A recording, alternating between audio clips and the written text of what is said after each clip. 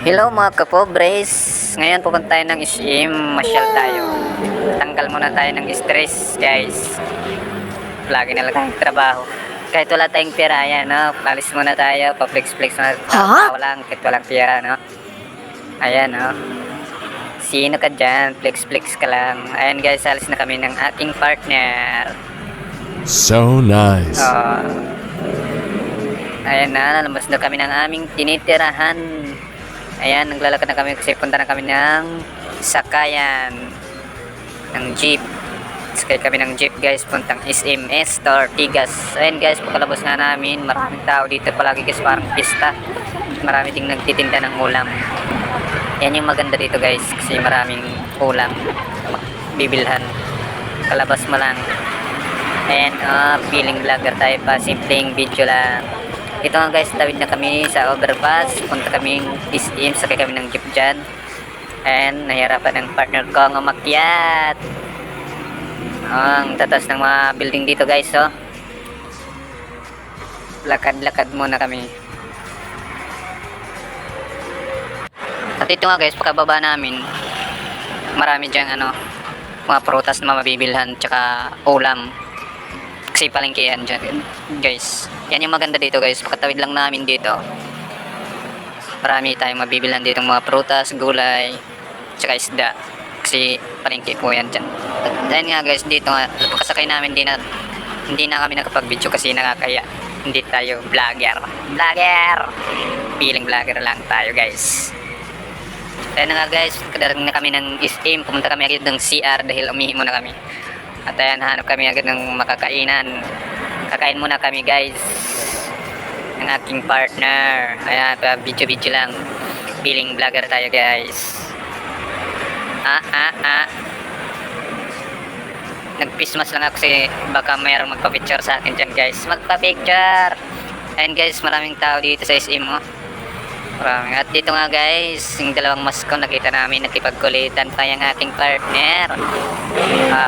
Tawa-tawa ka, para kang maraming pira. Picture pa dyan guys. Dito nga guys, naghanap na kami ng Mang Inasal pala guys. Ayan o, at pipila na ng aking partner para bumili ng pagkain. Mag-aantay muna dyan. Dito nga guys, nag-aantay na kami ng aming order. Ayan na guys, yung binili namin na pagkain, in order namin. Kakain na kami dyan guys, hinting tagumpay dahil kainan na naman. Ayan guys, sarap-sarap naman yan. Tayo na nga guys, biglang extra rice tayo dyan kasi naubos na nga yung kanin natin. Ayan, nag-aantay tayo ng kanin. Ayan o, ano pa tayo, Yamar. Yamadu, sabi ka Yamadu. Joke lang guys, natawag ko pa yan yung pagkain, yung kanin po. Ay na, pumunta na yung bibigay ng kanin. Dalawa agad yung hiningi ko, para yung isa para sa partner ko. Yan guys, life hack. May extra rice, tsaka yung isa hindi. Aray ko, libre na yan guys. Ganyan gawin nyo pag mag-inasal kayo, para libre na yung isa, mas makamura kayo. Ayan guys, sinabaw ko yung mantika dyan, tsaka toyo. Iba talaga yung taga-eraya.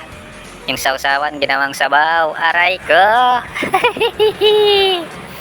Ayan, sarap ng kain mo ba ya?